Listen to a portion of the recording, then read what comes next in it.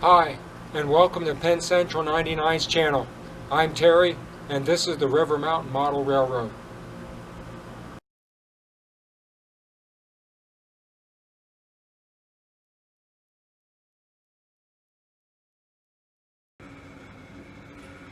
Hello, and welcome back.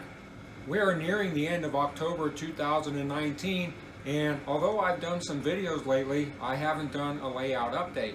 So before we get to that, switching back to the videos that I recently put out on YouTube, just a reminder, I've made some videos on an airbrush cleaning pot and a regulator for the airbrush station, so please check them out. If you've already watched them, don't be afraid to go back and watch them again because they contain some good information that might be useful for you and your airbrushing operations. So speaking of videos, I'd like to announce that my annual trip to the Railroad Prototype Modelers Meet in St. Louis was very fun. I enjoy going back there every year and meeting up with a couple of internet friends who also do some modeling. This year was top notch, as they always are. The event just seems to get bigger and better each and every time. Although it's 2 days, it doesn't seem like there is enough time to see anything. I also made a video on that, and actually the video I broke down into 2 parts, day 1 and day 2, because it's that long. But please make sure that you check out my video library and watch out the videos that I've uploaded on the St. Louis RPM for 2019. Speaking of the St. Louis RPM, since I take models along to put on display, I thought I would make up some static displays. So basically what I did is, as an experiment, put some track on some pieces of wood and painted them and scenic them just to make them look a little bit better on display instead of just sitting on a table. So let me give you a close-up of these and kind of show you what I did to put them together. So the track for static display was basically just some scrap pieces of 1x that I had in the garage. I painted them various colors just to see what they would look like and for color combinations. I also wrote on the back the particular color that I painted them. I used a rattle can. As you can see, this one's khaki. This one's anodized bronze. This is chestnut brown. And this one here is satin granite. And like I say, these were just various color combinations to see what they would look like. I used some dirt that I have either sieved or screened from the backyard or very close to the house here. This one has got a red tint to it, and this was just basic brown. Used a rattle can to paint them. Put the ballast down and the scenery, which is basically ground foam and some shrubs, and as you can see, I came up with some pretty decent pieces that you could put on display at a show. Another thing I put together was this little color chart. These are all of my acrylic paints that I have on hand. So whether they are craft acrylics from the hobby store, Vallejo, or Ammo of MIG, I know sometimes how they look in a bottle can be different than how they actually dry. So basically I just took an 8.5 by 11 piece of paper, made up a table of some blank spots, and took a dot from every one of my paints that I have on hand and just laid them out. That way I can see what they actually look like when they dry. For some, it may not be that big of a deal, but for me, I thought it was very helpful so that I can actually look at the dried color to see what it looks like, so that I can move forward with painting some of my models or even mixing various colors together to come up with some different shades. Another item I've been experimenting with, watercolor pencils. I saw a video by AK Interactive a couple of weeks ago regarding the new watercolor pencils that they came out with, and thought they were pretty interesting and actually did a pretty decent job with some weathering effects.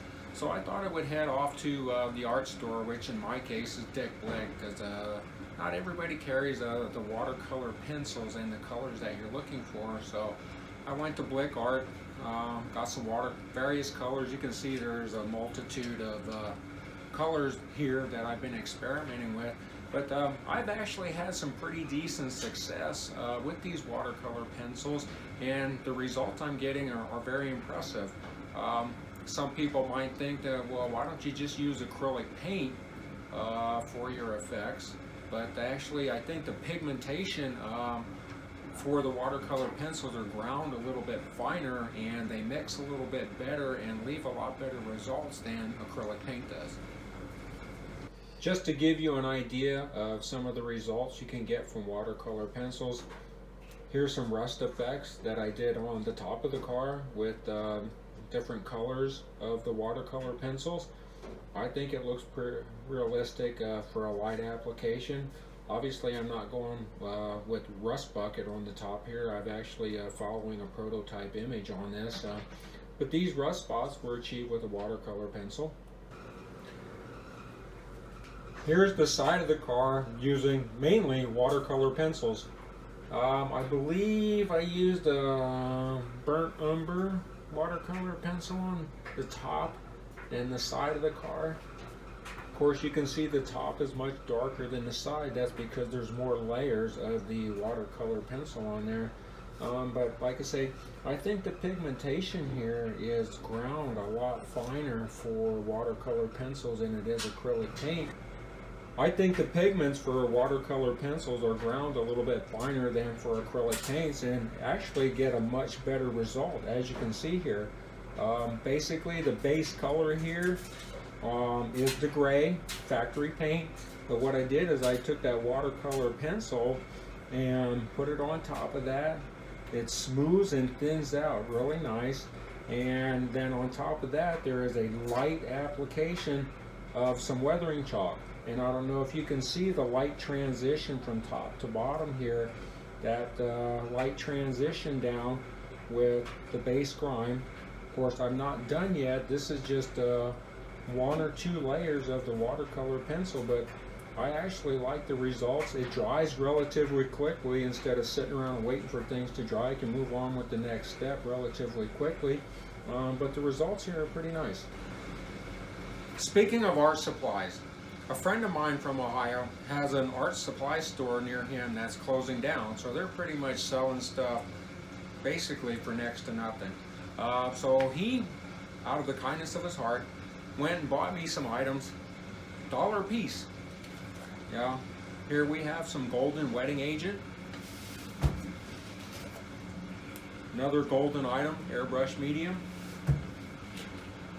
This is a Createx matte top coat. I got 2 bottles of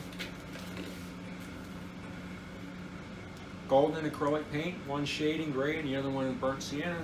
But like I said, a friend of mine from Ohio got an art supply store that is closing down near him. They're having blowout sales. $1 a piece, can't beat that, so now I owe them $5, but oh well, I guess I'll buy them a beer the next time I go to the RPM in St. Louis. But that was nice of him to send me some supplies to experiment with. As I experiment with these items, I'll let you know how they turn out. Another item of interest, and I actually picked up on this from a fellow modeler back at the St. Louis RPM, is a plastic ashtray. What is so exciting about a plastic ashtray, you might add? Well, I thought it was a pretty unique idea, especially for holding items.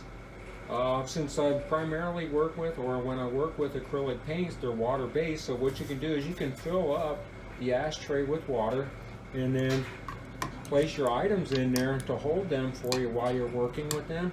So, which is pretty nice. You can see here I got a pencil and a couple of brushes in there, and it's actually pretty nice instead of putting the stuff down all the time. So whatever item that you're looking for while you're working on your weathering items and your supplies, plastic ashtray from the dollar store, you can't beat that.